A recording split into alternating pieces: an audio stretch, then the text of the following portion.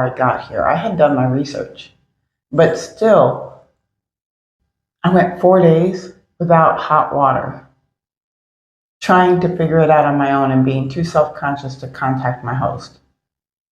And what are the chances it did turn out to be that I was just out of gas? Hi, I'm Dominique, and welcome back to Morelia. I came here to Mexico about 5 months ago, and today I want to share with you 13 ways that daily life might catch you off guard. Now, these are all based on my real life experiences, and some of them I had to learn the hard way. If you can make it through my YouTube newbie learning curve here, and just maybe get a laugh at my attempt at editing, I believe you're going to find some very useful information here. So let's get started.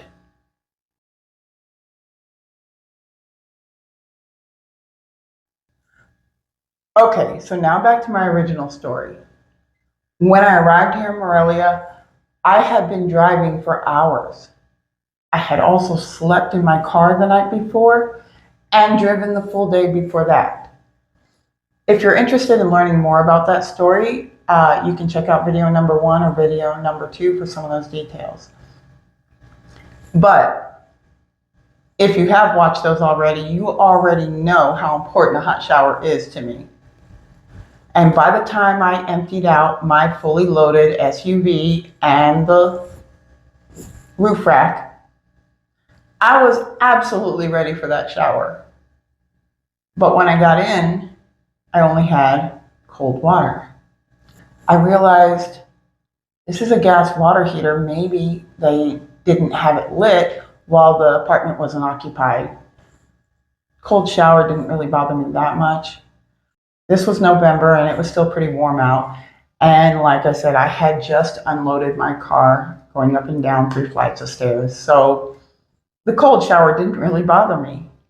That night, I went to the water heater and attempted to light it and had no luck. I checked my gas on my stove and it worked just fine.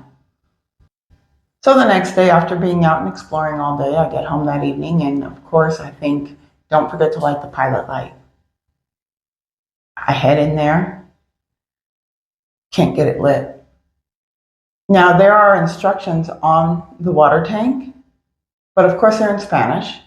And if you don't know, Google Translate does have a camera symbol that you can point it at any text and it will translate it for you. So I'm pointing it there and reading the directions and hitting the button and turning the knob and putting the flame in and nothing. My stove still works, but I cannot get this thing going. I thought, you know what, I don't care. One more cold shower is not going to hurt. I can't get this thing going, and it's already late. I have been out exploring, like I said, all day. So the next day, I give it another shot. I figure, okay, I'm calm now. I'm not in a rush, and I give it another shot. And I still don't want to call my host. I kept trying. And then when I was cleaning out my car, I was trying to vacuum out, 6 days with dogs in the car. Again, more information on that in the previous videos. But I was out there cleaning out my car and I saw my neighbor. And I said, look, I have been trying for the last couple days to get my pilot light lit. Can you please give me a hand with that and show me what I'm doing wrong? And he said, yeah, no problem. But he was on his way out the door for the evening. So later the next afternoon, I ran into him and reminded him that I still needed his help. And he apologized. He explained that he had gotten in really late the night before and he came over immediately. And he attempted to light it and had no luck. And he said, I think you're out of gas. I said, but it can't be out of gas because my stove still works. I said, are we doing something wrong? And he's like, I think you're out of gas. So I go over to the stove and I go to turn it on and to show him and nothing happens. And I'm like, I swear I had a flame here the last time I checked. And he's like, it's no problem. There was probably just still some gas and pressure in the line, and if you haven't been using your stove a lot, you probably had enough to turn it on. And I said, no, I've definitely been eating out. So I finally messaged my host and said, hey, I'm sorry, but I think I'm out of gas. And he's like, no problem, I'll take care of it. So the next morning I get a message around 9 a.m. that the gas is there. I didn't know what kind of system I had or if they needed any help, so I went down to the gate to open it for them. And it was a big truck, and he was getting his ladder out, and he climbs up the ladder and hooks up a hose to a nozzle that's outside and begins to fill my gas. Another way that you can get gas is these pickup trucks will drive through the city with a speaker, just announcing that they're in the neighborhood. And in the back of their truck is fully loaded with tanks that look like the large helium tanks that you might rent or see being used over at Party City to inflate balloons. So you would then exchange your current tank for one of their full tanks and purchase that from there. If you don't have a tank, they'll charge you a deposit for the tank. And so next time you can exchange that. So as it turned out, I had the type that has a tank on the roof and they just fill it up. So that was interesting to see. And I definitely learned that the next time I have an issue, I was just going to call my host. Sometimes you just need to be humble, risk embarrassing yourself so you don't get stuck taking cold showers for 4 days. Okay, now let's talk about water. And this might sound like a simple thing, but how you get water into your house, both drinkable and non-drinkable, is a bit of a different process. Okay, so when you turn on your sink, you may or may not have hot water come out, depending on the system that you have. You also may have varying pressure, depending on how full your tank is. And I don't mean your hot water tank. Here, most of the homes, when you look around, you're going to find a large tank on their rooftop. It's called a tinaco. It's usually either mounted directly to your rooftop or it's raised up even higher on a metal frame and mounted to that. The city water pumps in, goes up to the tinaco, and fills it up. Sometimes it's on a schedule system and sometimes it's on like an automated system. When it reaches a certain level, it adds more water. But that is the water that then uses gravity to come down into your home. And that's what you shower with or wash your dishes with. And so the pressure can vary depending on how high your tank is and also what level the tank is at. But even if the water does come through, you can't drink it. Unless you have a built-in filter system, you need to have drinkable water brought into your house. And so there's a couple different methods you can do. You can have the water directly delivered to your home. You can call, schedule it, and they'll come and drop it off for you. You can exchange your Got-A-Phone. It's just the water bottle like you see mounted on a water cooler at the office or in your house. But you would exchange your empty one with their full one. If you don't have an empty, they'll charge you a small deposit and you pay for your water that way. Oftentimes, the truck will just come through the city with its jingle going on, and you know that the water truck is out there, and you can go out and meet them and exchange at that time.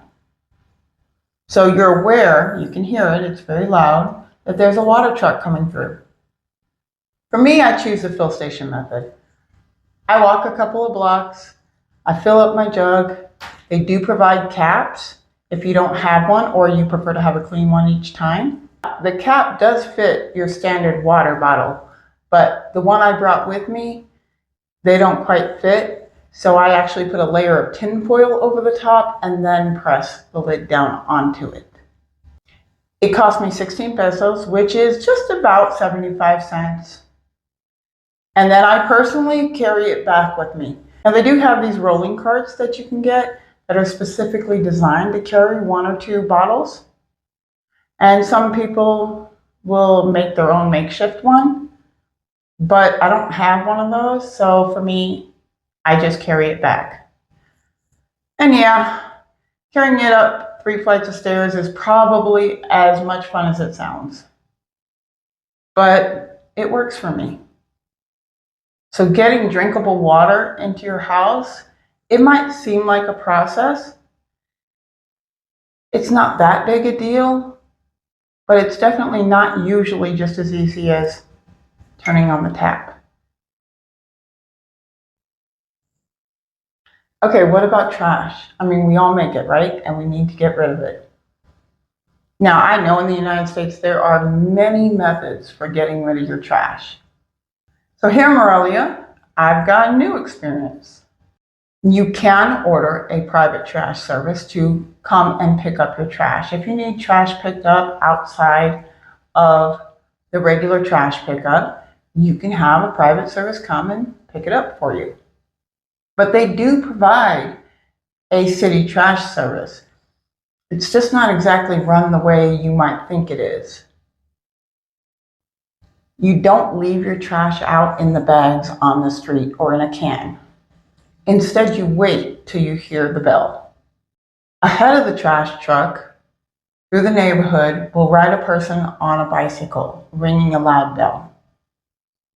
And when you hear that bell, that's when you bring it out. And then you can either leave it on the curb and they'll pick it up, or you can hand it directly to them. But you're not going to just leave it out all day waiting for them to show up. So what about recycling?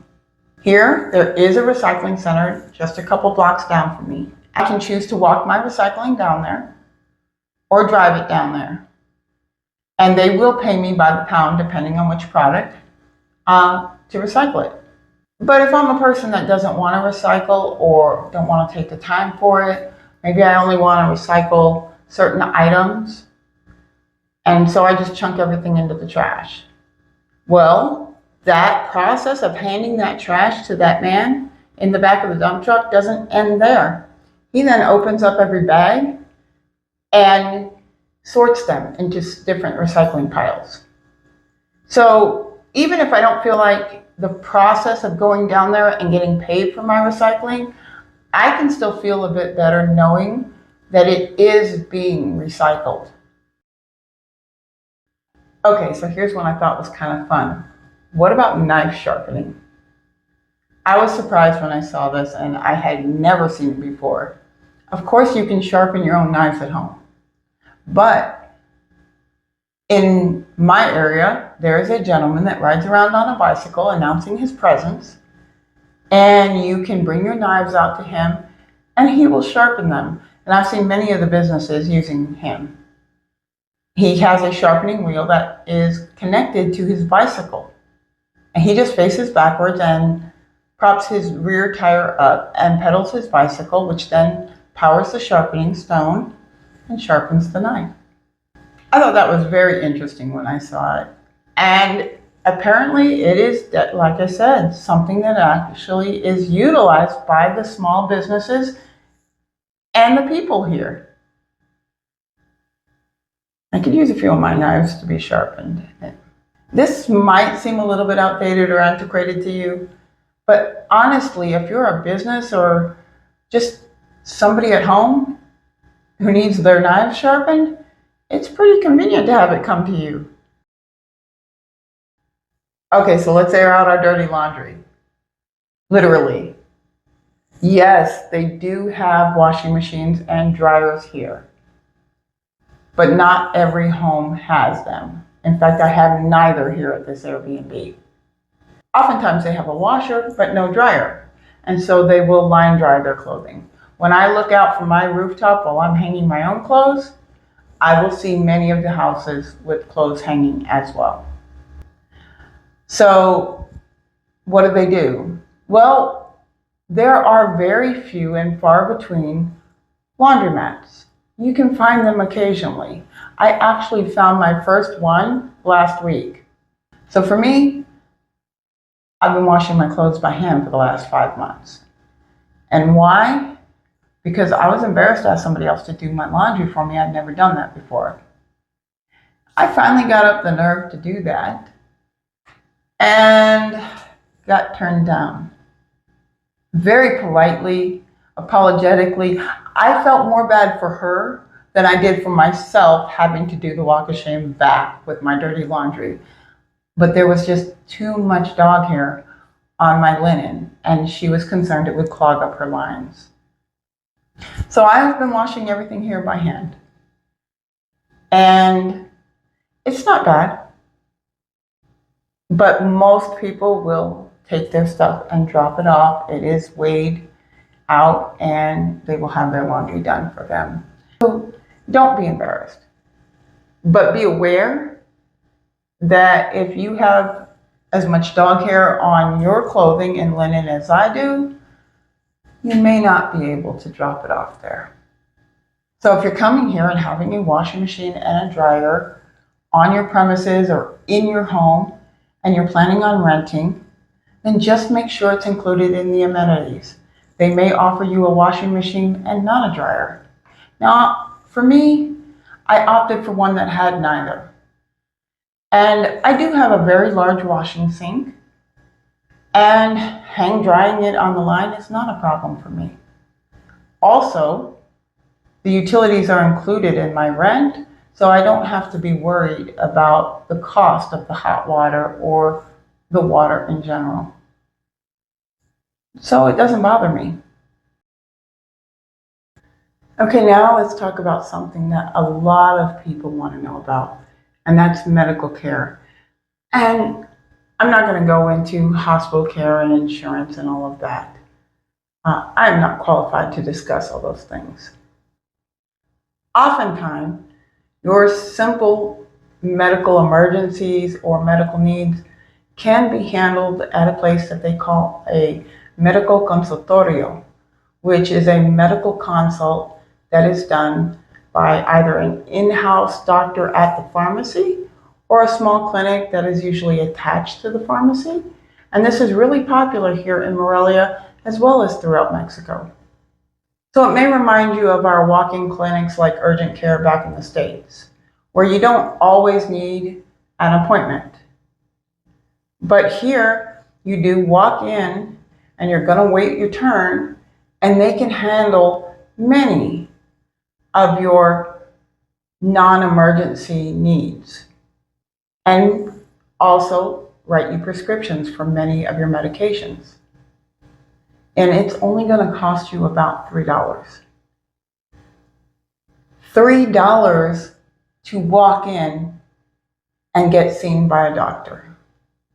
That is a huge way for someone like me who has no medical insurance. For me, I actually needed to get my thyroid prescription filled immediately. And it was as simple as a WhatsApp conversation and an image of a prescription being sent to me, walking into the pharmacy, showing them my phone, and getting my thyroid medication. Now, I'm not saying that's going to be as easy for everybody who needs all of their medication, and I actually did a full video on that previously, but that's how simple it can be. But the doctor ended with, if you need anything else, text me here directly. Not make an appointment or call my assistant. Just contact me here directly. I'm here for you. With my vet, had no appointment, walked into a beautiful veterinary office. They took me that night. It cost me a whole lot less, which again, we're not going to go into that here. There's another video on that. But at the final follow-up appointment, my vet also ended our conversation with, here's my cell phone number below. Call me or text me if you need anything. I don't know about you guys, but I don't know too many human or animal doctors that ask you to contact them at their cell phones. Not only that, but house calls are not rare here. And they are usually only about $25 extra. And you can get a house call for yourself or your pet. Maybe for some of you in some of your towns, this is normal. But for the majority of us, It's not something that we've seen in a very long time, and especially not at a reasonable price. I haven't used that service myself because thankfully I haven't needed it, but it's nice to know that it's there if I do. In the last segment, I told you that the doctor and the vet asked me to contact them directly through the cell phones, and they expected me to do that using the WhatsApp. Well, I learned the first week here that WhatsApp was something that I should probably download, and I did because I was told it was widely used throughout the city. But as I've been here, I see just how widely used it is. When I want to communicate with my host, it's done through WhatsApp. If somebody wants to order water service, WhatsApp. If they want to order food from a restaurant and have it delivered or go and pick it up, oftentimes they order it through WhatsApp. If you want to set up your discount card from OXXO, it's set up through WhatsApp. There are many, many more reasons here and many, many more ways that people utilize this app. Aside from just the fact that almost everybody texts each other using WhatsApp.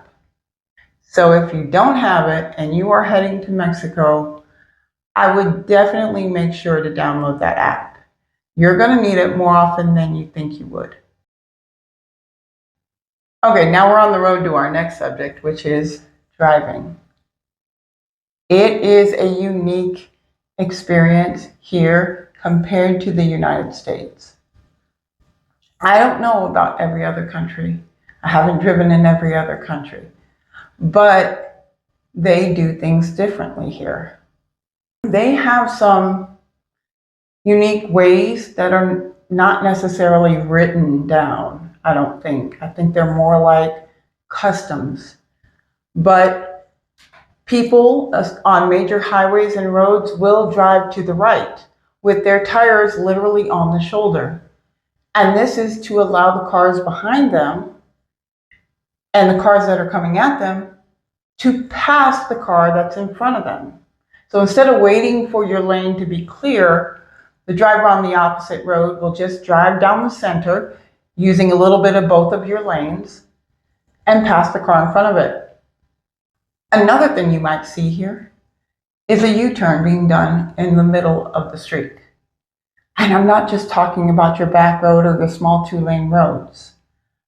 Oftentimes I'm out on the 4-lane major road and it's like the car has just decided he's going the wrong way or he doesn't want to wait in traffic. And he'll just knock out a U-turn right there in the middle. Does it hold up traffic? Yes. Does he get honked at? Very seldom. Is it legal? Absolutely not. But have I seen it done in front of the police with no consequences? Many, many times. The other thing is the 4-way yield. In a lot of areas, you get to a corner and there is no signage. And everybody is expected to treat it like a 4-way yield. If there's a car there already, you yield to it. If not, you just keep going through. I learned that my very first day, or I should say maybe the second day, because the first day I just drove right through and got beeped at. I turned around and looked and there was no signage and I didn't know, maybe the person wasn't beeping at me. But I did learn when I was exploring the area the next day when looking at that corner that there were no signs at all on that corner. And watching the traffic flow through there, I realized it's like having a yield intersection without the signage. It's just expected you're going to follow those rules. Although I have noticed that motorcycles and mopeds kind of tend to just scoot in wherever they can get through. They don't always follow the your turn, my turn sort of thing. But the traffic here is used to it, and you don't see them getting beeped at or any sort of issue.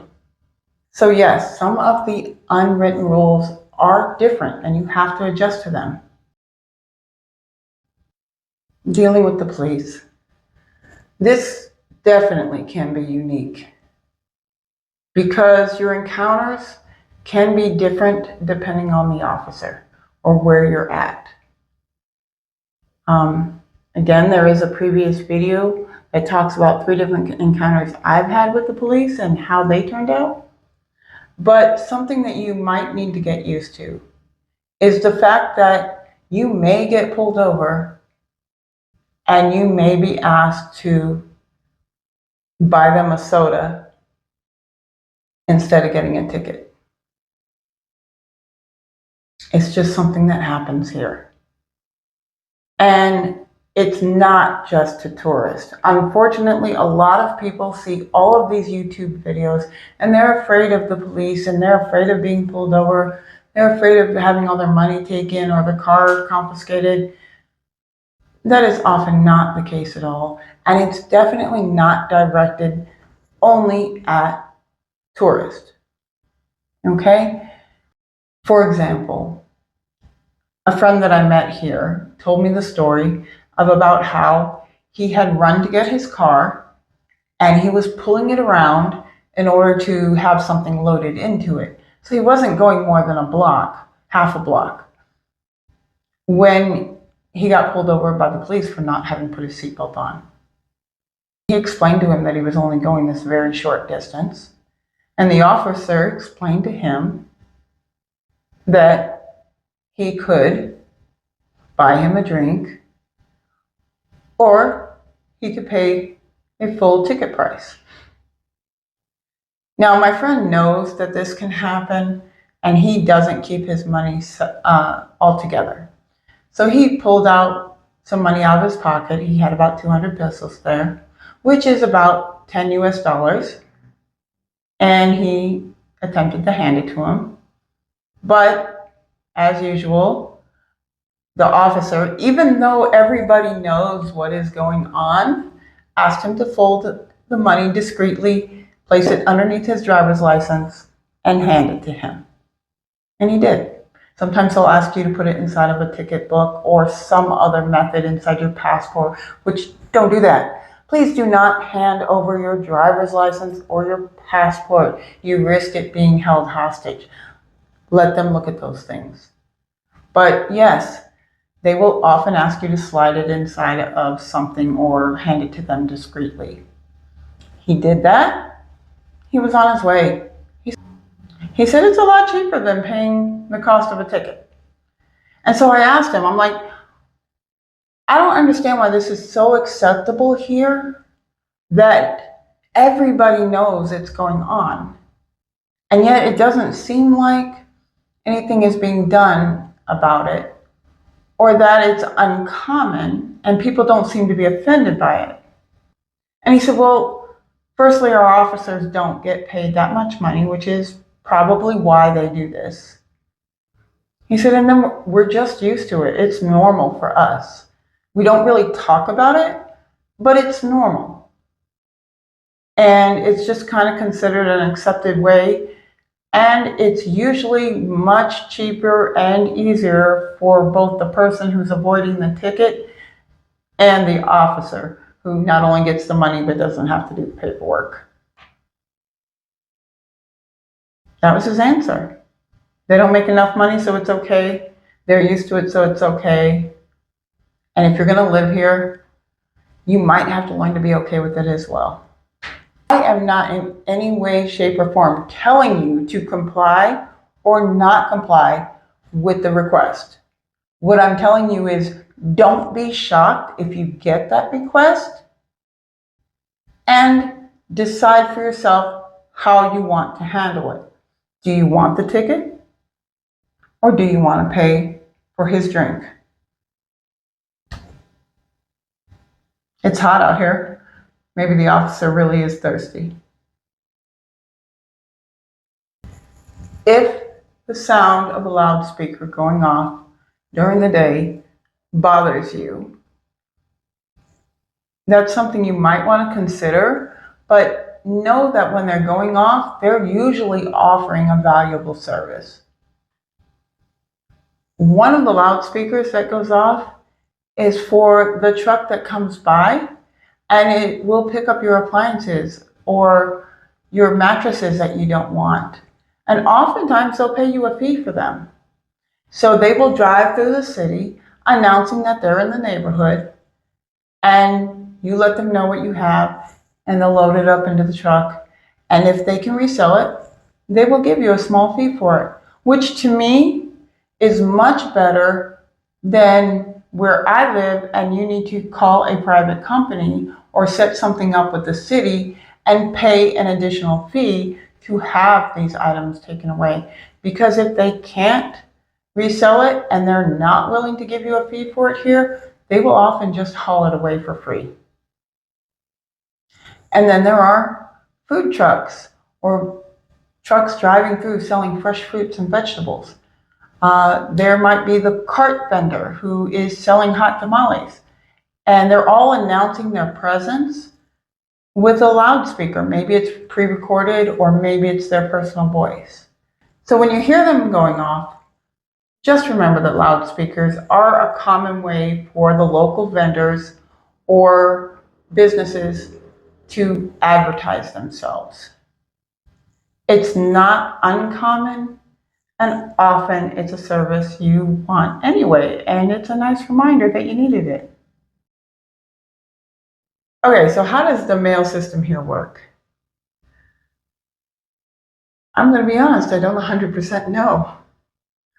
When I got here to Morelia and realized that I had left my freshly filled prescription back in the States, for a brief moment I considered having it mailed to me. And then one of the things that I noticed was I had no mailbox.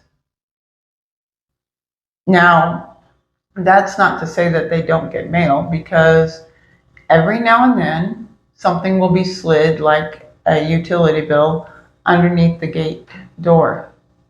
And when I asked my neighbor how it is that she gets her mail, she said the same thing, that they just slide it between the door or under the door. Now, I know there's a post office here, but I haven't seen it yet.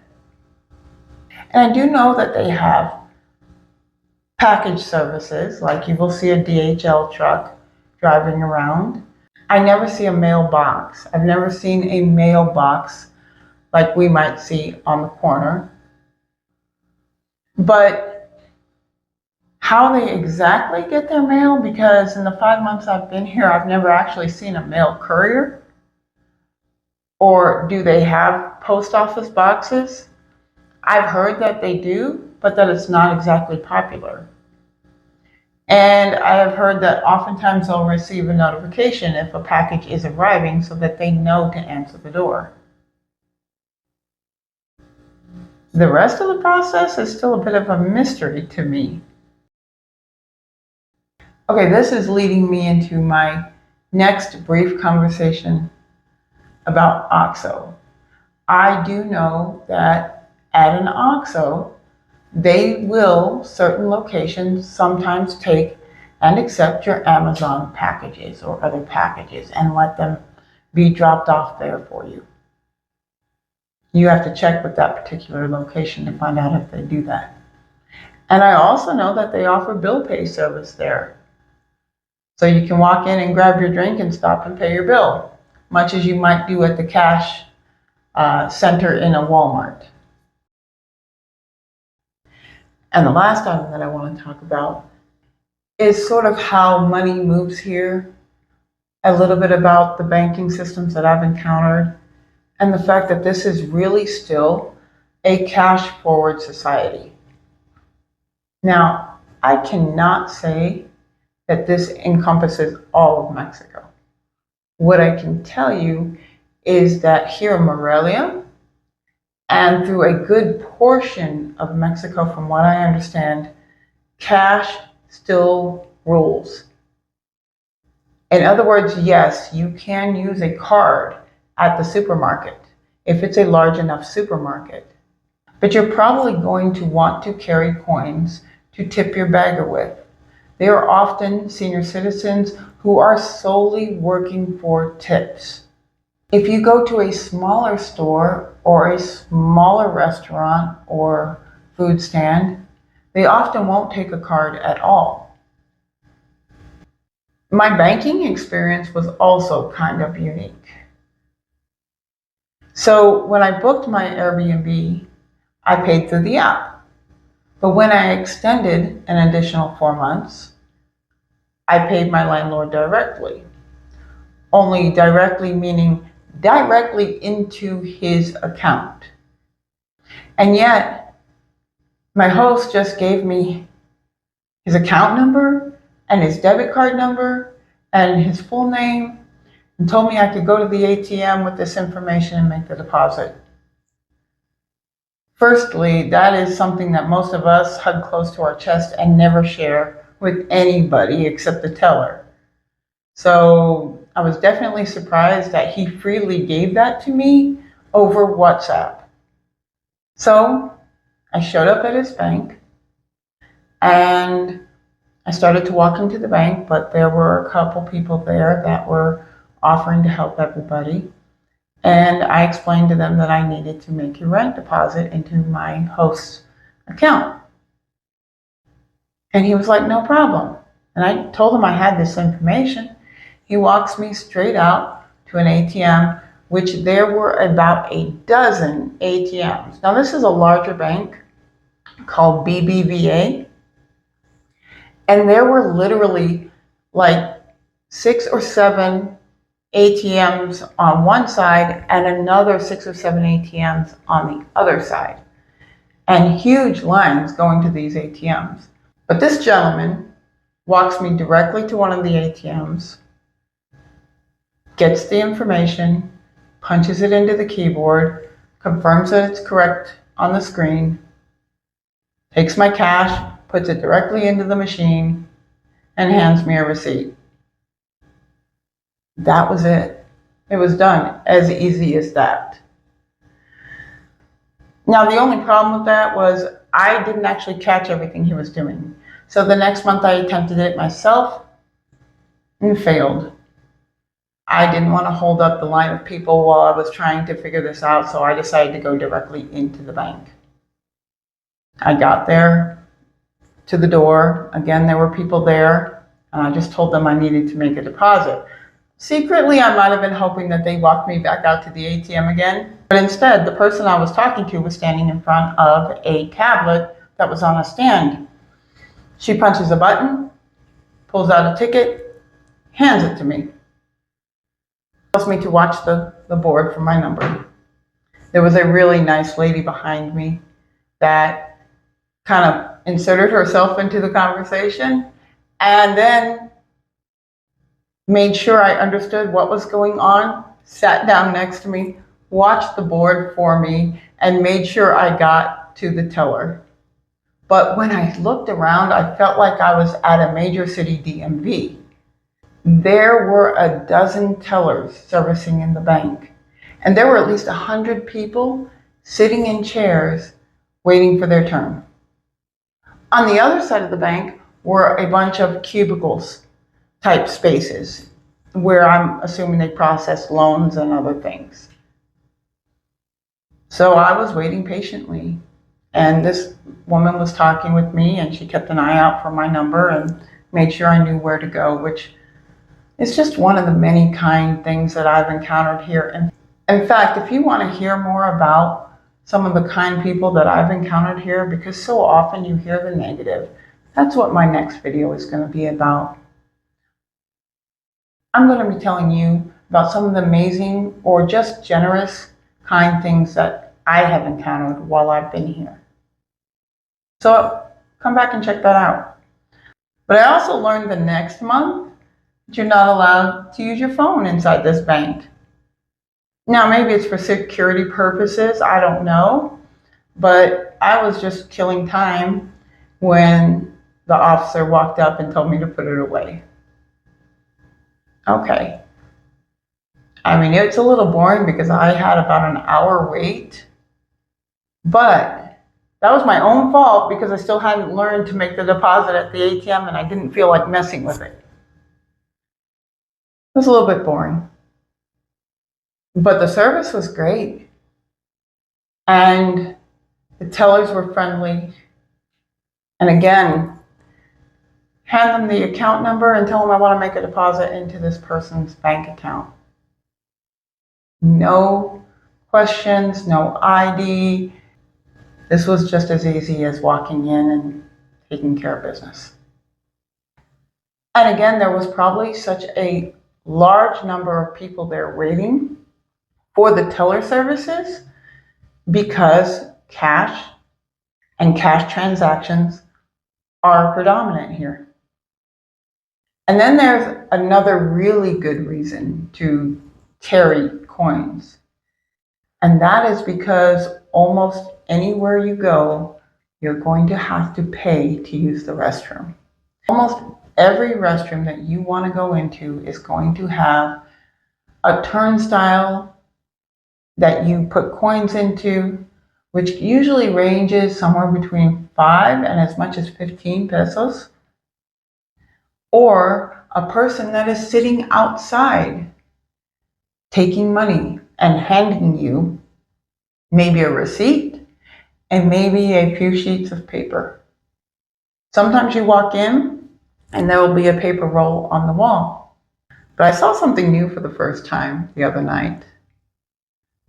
I put my money in the machine and went through the turnstile. And on the right side, there was another machine, a paper dispenser, dispensing a set amount of toilet paper.